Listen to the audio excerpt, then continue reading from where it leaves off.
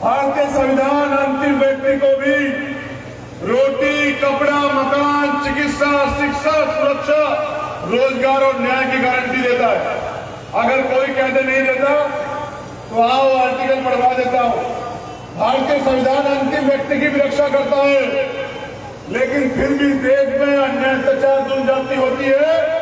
इसका कारण यह है जो बाबा साहब अम्बेडकर हमें सचेत करके गए थे कि संविधान कितना भी अच्छा क्यों ना हो, जब तक उसको चलाने वाले हाथ अच्छे नहीं होंगे, उनकी नीयत अच्छी नहीं होगी, उनकी नीति अच्छी नहीं होगी, तो अंत संविधान क्या साबित होगा? बुरा।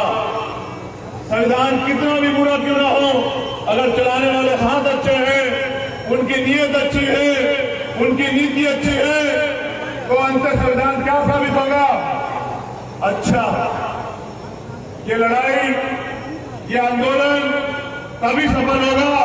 मेरे रहबर भी कहा करते थे कि जब इस आंदोलन से मिशनरी लोग, बहुजन समाज के आंदोलन को समझने वाले लोग एमपी एमएलए बनेंगे, सदन में जाएंगे, विधानसभा में जाएंगे, लोकसभा में जाएंगे और वहां जाके अपनी जमात के हितों के लिए लड़ेंगे, तब जाके आंदोलन सफल होगा, तब जाके बहुजनों का राज आएगा। लेकिन लोग जाते हैं, आज लोकतंत्र नहीं है, धनतंत्र है। आप सुनिए और समझिए। चुनाव आयोग ये कहता है कि 30 लाख रुपए से ऊपर की रकम आप खर्च कर सकते हैं विधानसभा चुनाव लड़ने के लिए। लगभग यही रकम है। आप ये बताइए, बहुजन समाज के कितने इतने लोग हैं जो 30 लाख रुपए अपने बैंक में खड़े रखते हैं? बताइए। जब आप बहुजन समाज के लोग रोटी रोटी के मोहताज हैं, तो ये 30 लाख का पैमाना आपने किसके लिए रखा है? ये पैमाना आपने उसके लिए रखा है जिसको आप भेजना चाहते हैं। ये लोकतंत्र है। मेरे जैसे गरीब का बेटा भी सपना देख सकता है, अपने लोगों की परेशानियों को, उनके आंसुओं को, उनके दुख को खत्म करने का प्रयास कर सकता है। और आप ये पहला पैमाना बना रहे हो पैसे का। जब आपने पैमाना बना दिया तो समझिए कि गरीब की हैसियत नहीं कि वो इस लोकतंत्र में सर्वाइव कर रहा है। सब लोग पैसे वालों को टिकट देते हैं, पैसे वालों को आगे बढ़ाते हैं। गरीब का बच्चा सपना देख के अपने मन को, सपने को सीमित करके, अपने सपने को कुचल के वहीं का वहीं सीमित रह जाता है। इसलिए मैंने दल बनाया कि आजाद समाज पार्टी के माध्यम से मेहनत करने वाले ईमानदार नौजवानों को हम लोग विधानसभा भेजने का काम करेंगे। क्योंकि अगर पैसे वाले गरीबों के बारे में सोचते तो मैं पूरे विश्वास से कहता हूं कि कोई भी आदमी देश में गरीब नहीं रहता। अगर पैसे वाले गरीबों के दुख को खत्म करने का प्रयास करते तो मैं समझता हूं कि देश में कोई दुख न रहता।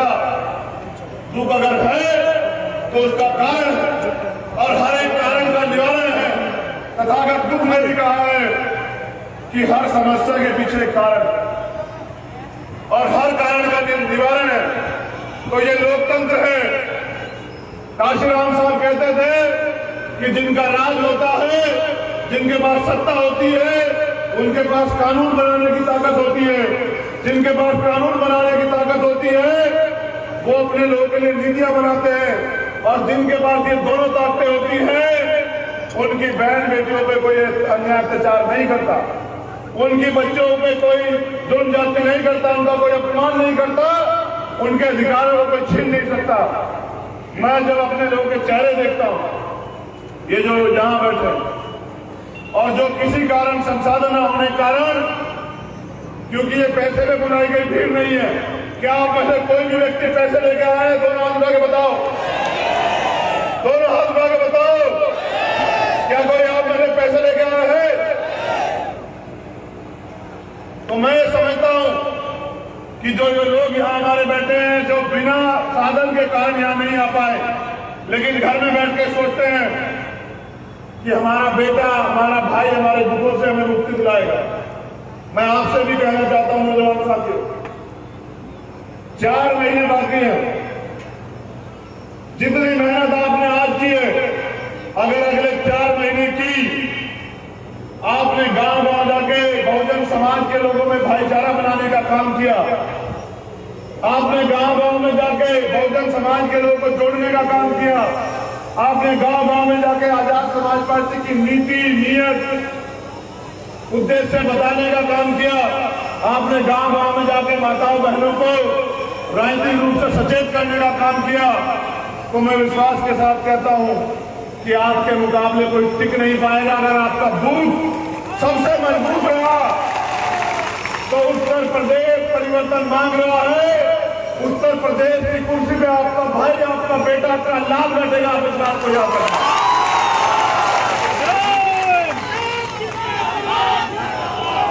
मैं फिर आपको याद दिला रहा हूं कि ये सारी सरकारें हैं। आप अपने दिल से पूछ के बताओ, अपने दिल में हाथ करके पूछो, क्या कोई बहन रात को 10 बजे सड़क पे निकल सकती है अकेले? बताओ, क्यों नहीं निकल सकती? जब पुलिस है, प्रशासन है, हम सब लोग परिवार वाले हैं, तो वो कौन सी सोच है जो बहनों के अधिकारों को, उनके सम्मान को छीनती है? ये सोच, इस सोच को डायनामाइट से उड़ाना पड़ेगा। समझ रहे हो? डायनामाइट से उड़ाना पड़ेगा। जो बेड़ियां, जो परेशानियां, जो मुसीबतें आपकी तरक्की के रास्ते में हैं, ऐ मेरे बहुजन समाज के लोगों, उनको डायनामाइट से उड़ाना पड़ेगा। आपको रास्ता ही नहीं है। आपको अपनी समस्याओं को, बेड़ियों को काटना ही पड़ेगा। मैं फिर आपको आगाह कर रहा हूं, हमने 2-3 चीजें इंपोर्टेंट बता दी हैं जो आने वाले कल के लिए, लेकिन मैं आपको जो बहुत जोर देकर बता रहा हूं, सोया हुआ समाज और मरा हुआ समाज एक जैसा होता है। सोए हुए को उठाया जा सकता है, मरे हुए को जलाया जा सकता है, दफनाया जा सकता है। एक इससे भी अलग समाज है जो आंख बंद करके बैठ जाए। आपसे मैं जवाब मांगना चाहता हूं और मुझे विश्वास है कि आप अपने दिल से जवाब देंगे, मुंह दिखाई जवाब नहीं देंगे। सबसे आप लोग इस आंदोलन को जानते हैं। क्या कभी मैंने आप लोगों को अकेला छोड़ा? क्या कभी मैंने आपको निराश किया? क्या कभी कोई ऐसा मामला हो जिसमें सब लोग चुप बैठ गए? क्या कभी मैं चुप बैठा? क्या भीम आर्मी के लोगों ने कभी आपको धोखा दिया? क्या कोई ऐसा मामला है जिसमें हमने आपको पीठ दिखाई हो? अभी भाई लखवीर की हत्या हुई, आपने देखी होगी सिंगू बॉर्डर पे।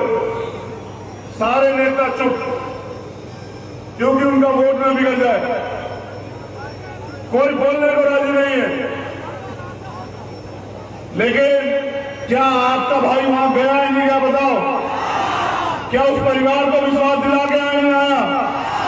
देखो, सब लोगों के लिए आप वोटर, चुनाव का समय आएगा, आपके पैर दबाएंगे, आपके पैर भी धोएंगे। चुनाव के बाद 5 साल तक आपकी गली में दिखाई भी नहीं देंगे। फैसला आपको करना है। एक तरफ वो लोग हैं जो चुनाव के समय आएंगे, वोट मांगेंगे, आपकी बात करेंगे, ये कहेंगे कि आपके जात के नेता है, और एक तरफ भीम आर्मी के लोग आजाद समाज पार्टी के। जैसा मैंने बताया, कोई बहन ऐसी नहीं जो इस बात को नकार दे, चाहे वो किसी भी समाज की बहनों की। भीम आर्मी से ज्यादा सुरक्षा अगर कोई बहनों के सम्मान के लिए लड़ता हो तो कोई बहन इस बात को नकार नहीं सकती। ये आपकी ताकत है। अभी मैं होटल से आ रहा था, मेरे साथियों ने बताया कि कुछ दूसरे संगठन दल के लोग कह रहे हैं, वो आए हैं ये कहने कि हम विरोध करेंगे। मैंने इनको समझाया कि वो विरोध करने नहीं आए। इस सरकार में जो उनकी सरकार है, कोई परेशानी रही होगी, उनको भी विश्वास है कि चंद्रशेखर आजाद हल कर सकता है। वो अपनी परेशानी बताना है। ये मुझसे कह रहे हैं कि वो पुलिस को बता दो। हमने कहा कि बिना सरकार के भी सरकार जैसा माहौल देती है बहुजन समाज को भीम आर्मी। तो जिसके पास ऐसा संगठन हो उसे किसी और की जरूरत क्या है? देखो, आप लोगों की शिकायत ये रहती है कि पुलिस के लोग काम नहीं करते। पहली बात तो मैं आपको दूर आपकी शिकायत कर देता हूं। पुलिस एक सरकारी संस्था है जो सरकार की होती है, जिसकी सरकार उसकी पुलिस। समझ रहे हो?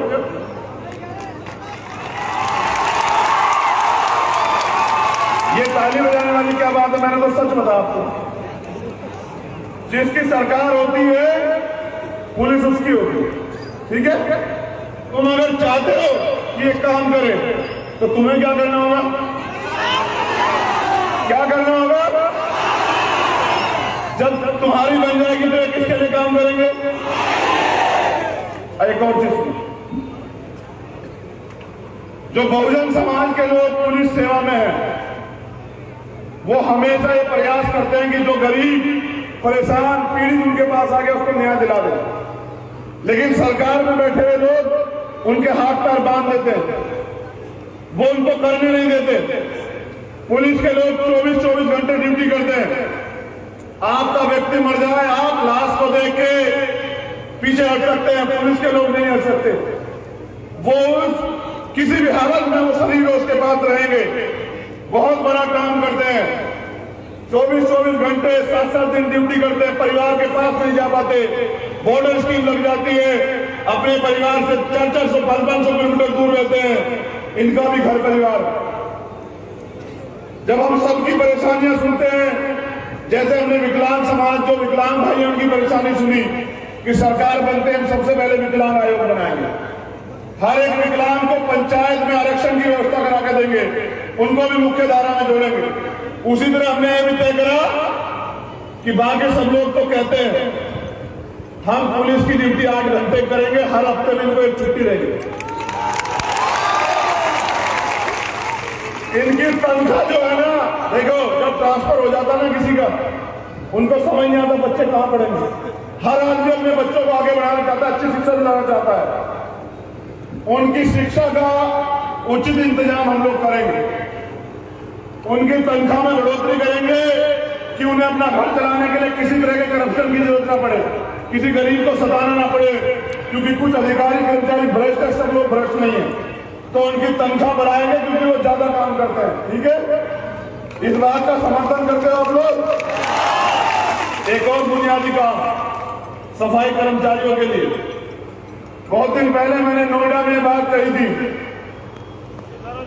कि जिस दिन हमें अवसर मिलेगा, कोई भी सफाई कर्मचारी काम ठेकेदारी की प्रथा में नहीं होगा। ठेकेदारी प्रथा खत्म करके सबका नियमित किया जाएगा, सरकारी नौकरी दी जाएगी। जरूरी है, क्योंकि जितने लोग सीमा पर शहीद होते हैं उतने लोग सीवर में भी मरते हैं, लेकिन उनकी कोई बात नहीं करता, उनकी जिंदगी कोई अहमियत नहीं है। हमें उनकी अहमियत को समझना पड़ेगा, उनका भी योगदान है, वो भी कोरोना वॉरियर थे। लेकिन चरित्र देखे, ये बात में मानवता के विरुद्ध है। अगर मुझे कहनी पड़ेगी कि ये जो भारतीय जनता पार्टी की वर्तमान सरकार है, इसकी पत्नी करनी में फर्क देखिए। जब लखनऊ में एक तिवारी जी के साथ पुलिस की दुर्घटना में उनकी जान जाती है, तो एक क्लास 1 की नौकरी देते हैं, ये 50 लाख रुपए देते हैं। जब मनीष गुप्ता जी की जान जाती है, ये 40 लाख रुपए देते हैं और एक नौकरी देते हैं ओएसडी की। लेकिन जब हाथरस में हमारी बहन की जान जाती है, तो इस निकम्मी सरकार ने ना तो अब तक नौकरी दी, ना ही उनको घर दिया, ये इनकी कतरी करनी पड़ गई। इसलिए मेरी लड़ाई है। कल अपनी जान बचाने के लिए आगरा में अरुण वाल्मीकि की हत्या पुलिस के लोगों ने कर दी। और मैं पूछना चाहता हूं, आपको वर्दी सरकार ने शोषितों को न्याय दिलाने के, पीड़ितों को न्याय दिलाने के दिए या हत्या करने के लिए दिए? कोई सही काम करेगा उसको प्रोत्साहन देंगे, उसको प्रोत्साहन राशि भी देंगे, आगे बढ़ेंगे, प्रमोशन भी करेंगे। लेकिन कोई मानवता के न्याय के विरुद्ध काम करेगा, उसकी नौकरी भी खत्म कर देंगे और उस पर मुकदमा लिख के जेल भी भेजेंगे, सजा भी दिलाएंगे। कोई भी गैर संवैधानिक काम करेगा, उसको संविधान समझाने का काम करेंगे। मैं जाऊंगा कल, अध्यक्ष जी का आदेश आया, हम लोग कल अरुण भाई के परिवार से मिलेंगे। मुझे तकलीफ है, मुझे कल ही जाना चाहिए था, लेकिन मुझे बाबा साहब का वो लाइन याद आती है कि जब बाबा साहब अम्बेडकर हमारे लिए गवर्नमेंट कॉन्फ्रेंस में जा रहे थे और उनका बेटा राजरतन मरा हुआ पड़ा था, मां रमाबाई ने कहा कि बाबा साहब अम्बेडकर आप तो कहते थे कि राजरतन राज करेगा, ये तो राजरतन की जान चली गई। आप झूठ बोलते थे। आज इसको कफन की जरूरत है, आप यहां रहिए, इसका अंतिम संस्कार कीजिए। लेकिन मेरे रहबर ने कहा कि अगर आज एक बेटे की परवाह करूंगा तो करोड़ों की जान चल जाएगी, मुझे करोड़ों की चिंता है, इसलिए मैं बोलने मैं उनको मानने वाला व्यक्ति, मुझे मेरा जिस्म छलनी है। आपने मेरी सफेद कमी देखी, लेकिन मेरे अंदर जो जख्म है शायद आपने ना देखे हो। मुझे कल उस परिवार के साथ होना चाहिए था, लेकिन मुझे यह भी परवाह थी कि मेरे लोगों ने अपनी जेब काट के अपने खून पसीने से मेरे लिए वहां रैली आंदोलन की व्यवस्था की। अगर मैं नहीं गया तो उनके दिल को बहुत ठेस पहुंचेगी। ये कहने के लिए मैं यहां आया हूं कि मेरा जमीन गवारा नहीं करता कि मैं रैली करूं जब मेरे किसी भाई का कत्ल हो जाए, लेकिन मैं इन लाखों लोगों की जीवन की भी परवाह करता हूं कि अगर हम लोगों ने ताकत नहीं बनाई साथियों, तो अगले, क्योंकि काशीराम साहब कहते थे कि जो कौम अन्याय अत्याचार खिलाफ आवाज नहीं उठाती वो लाशें उठाती। अगले 5 साल में आपकी लाशें नहीं उठाना चाहता, इसलिए मैं ताकत चाहता हूं, इसलिए मैं यहां। मुझे आज तो भूख लगती है, आप रोटी खाते हो नहीं खाते बताओ, बताओ खाते नहीं खाते हो? आपको प्यास लगती है, पानी पीते हो नहीं पीते हो? आपको बीमारी होती है तो दवाई लेते हो नहीं लेते हो? मुझे भूख लगी है कि मैं इस देश की सत्ता पे काबिज होकर अपने लोगों की गुलामी की बेड़ियां काट दूं, और मैं आपसे मदद मांगने के लिए आया हूं। मैं नहीं जानता कि मेरे आखिरी दिन कौन सा होगा, नहीं जानता, लेकिन मुझे पता है कि मैं एक ऐसा स्वाभिमानी और लड़ाकू समाज तैयार करके जाऊंगा जो झुकेगा नहीं किसी भी कीमत पे, जो झुकने नहीं देगा। अभी हमारे 2 बड़े आंदोलन तैयार है। एक तो इस देश में जातिवार जनगणना होनी चाहिए, जिसकी इतनी संख्या है उसको उतनी हिस्सेदारी मिलनी चाहिए, जिसका जितना जो लोग साधन में संसाधन में काबिल है। ये सबसे आगे बैठे हो, आवाज आ रही नहीं आ रही? चुपचाप होकर बैठे।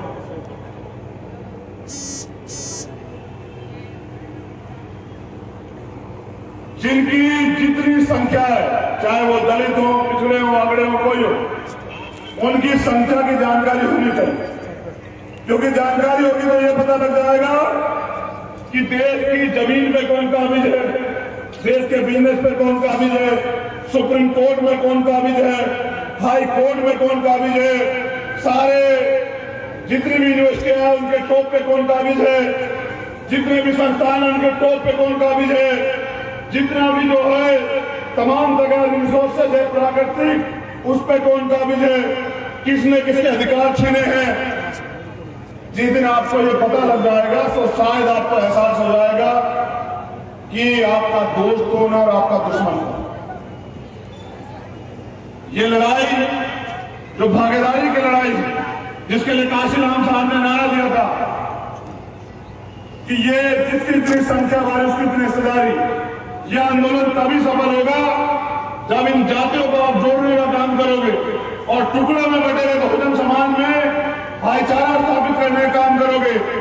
SC, ST, OBC, माइनॉरिटी, इन सब लोगों को जोड़ के अपनी बात समझा के और इनके वोट का सही प्रयोग कराने का आप काम करोगे, तभी जाके लोकतंत्र में कहते हैं जिसके पास वोट होती है उसका राज होता है, तब जाके आपके हाथ में राज आएगा।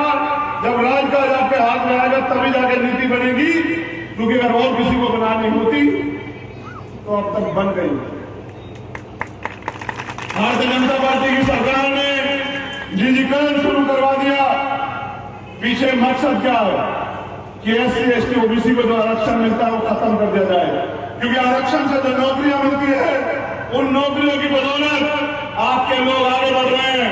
जो एक आदमी क्लर्क बन जाता है वो अपने बेटे को क्लर्क नहीं बनाना चाहता, वो अपने बेटे को अधिकारी बनाना चाहता है।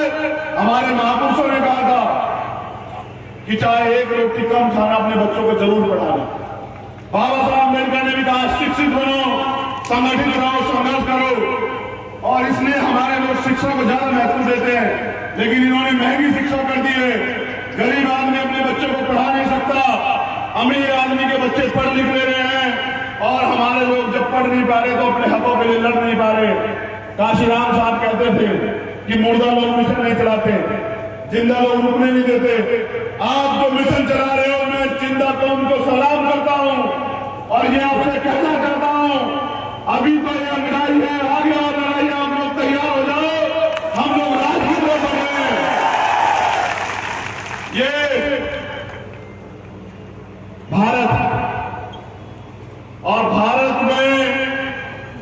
भारतीय संविधान सबको बराबरी का अधिकार देते हैं। ये मेरे आगे जो 69,000 शिक्षक भर्ती वाले खड़े होकर बैठ जाओ, तुम्हारी बात हमने सुनी है। ये लवनेट दिख रहा है हमें यहीं से, देखो ये बात याद दिला तो बता देता हूं। अभी एक शिक्षक भर्ती हुई थी, मैं सभी मंचों से इस बात को कहता हूं, भारतीय जनता पार्टी का चरित्र और चार चरित्र देखिए आप। प्रधानमंत्री कहते हैं मैं पिछड़े वर्ग से आता हूं, मुख्यमंत्री कहते हैं सबका साथ सबका विकास, सामाजिक न्याय। 69,000 शिक्षक भर्ती हुई, ऑन रिकॉर्ड है। इन्होंने पिछड़ा वर्ग आयोग बनाया, उनकी रिपोर्ट है कि 20,000 पद SC ST OBC के बच्चों के ये लोग खा गए। 20,000 का मतलब समझते हैं, 20,000 नौकरी, 20,000 नौजवान बहन भाई सरकारी सेवा में जाते, दो काम करते। एक तो उनको तनख्वाह मिलती तो अपने परिवार को आर्थिक रूप से मजबूत करते, दूसरा वो शिक्षक बनकर समाज के लोगों को तैयार करते और वो ये बताते कि असली चाबी कहां है, असली रास्ता कहां है, ये वो बताने का काम करते। क्योंकि शिक्षक समाज का दर्पण होता है। मेरे पिताजी प्राइमरी स्कूल में हेडमास्टर थे, उन्होंने मुझे मरते वक्त ये कहा, मैं अमेरिका पढ़ने जा रहा था, कहा चंद्रशेखर बेटा पढ़ लिख के विदेश में जाके अपने आप को तरक्की कर जाओगे, लेकिन जो कर्ज बाबा साहब अम्बेडकर का हमारे ऊपर है उसको कौन उतारेगा बेटा? जो अन्य अत्याचार गुलामी हमारे लोगों में थोपी गई उसको कौन काटेगा भाई? हर आदमी अगर अपने बारे में सोचेगा। तो मैंने कहा बाबूजी बताओ क्या बात। 8 महीने उन्होंने जैसे बच्चे को, छोटे बच्चे को उंगली पकड़ के चलना सिखाते हैं, मुझे दिन रात ने समझाया कि हालात क्या है। और 2013 11 जनवरी की सुबह उनकी जब डेथ हुई तो मैंने अपने परिवार को कहा कि अब मैं जब तक इस गुलामी को नहीं काट दूंगा मैं चैन की सांस नहीं लूंगा। आज हम लोग उसी लड़ाई को आगे बढ़ा रहे हैं, वरना अगर MP MLA बनना होता तो बहुत रास्ते थे। आप सब लोग जानते हैं कि आप लोग मुझे किसी भी सदन में भेज देते,